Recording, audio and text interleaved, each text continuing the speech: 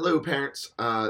Today we're going to talk very quickly about technology and mainly in technology, not just technology, but devices. A lot of y'all have contacted me recently saying my child is ready for their first device, whether it's iPod, tablet, iPhone, Android, whatever device you choose to get, your child is ready. And you've asked me, Evan, how do I make sure everything's locked down on there? Which really, to me, translates, how do I make sure they're not looking at nudity, have a lot of cursing, and looking at things they shouldn't look at on the device.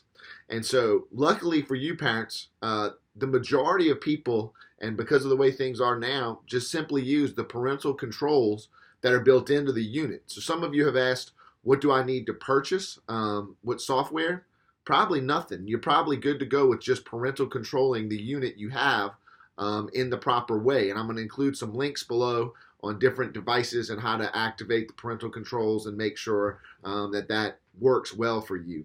And one thing I would recommend when your child uses that device, make sure they use it in open areas. Like, in other words, don't ever have them go to the room, shut the door, get on the device. Then you have no idea what's going on. As long as they know you're around and kind of have an eye on what's going on, they're less likely, obviously, to look at or listen to anything on there that's inappropriate.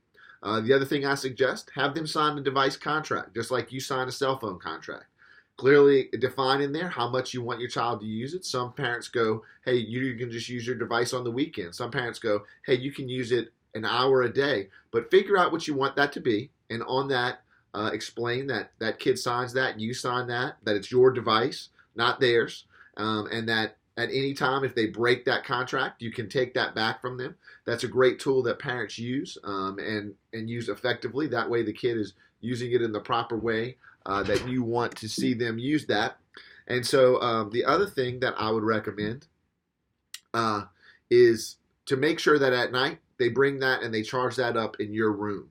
One thing that can help is it helps them to not be tempted to get on that device late at night, stay up watching stuff, not get enough rest, that sort of thing, not watching stuff they shouldn't be watching in their room at night late. So those are some good tips to your device.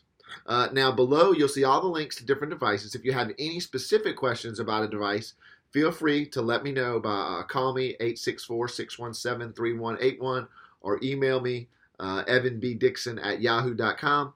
I'd be happy to talk with you about how to set up a particular device. One device we have used in our house before and works well just to go over all devices and how much screen time and things like that. It monitors everything, is Disney Circle. I've included a link below about that. But like I said, I don't know that you really need to use that now. Most devices have enough parental controls set to where everything's going to be okay. The one thing to remember, though, if your child has a device, there's a friend of theirs that has a device as well. And while yours is on lockdown, that doesn't mean your friend's is on lockdown. So the second you hand them that, I would have a talk about what's appropriate and inappropriate to watch, realizing if your friends are watching things that are inappropriate, you don't need to watch those things, and that's okay. So you want to make sure you still have that talk about what's inappropriate or appropriate to watch, because even though theirs is locked down, their friends is not. And the second they're around that, then they could see anything on there. So just be ready for that. It's not scary. I have one child that's had one a long time, one child that has just started with one in the last couple of years, and so you can make it. It's going to be fine. Devices are not the devil. It's going to be okay. Have a great day. I hope this helped you, and check out the links below for any additional help.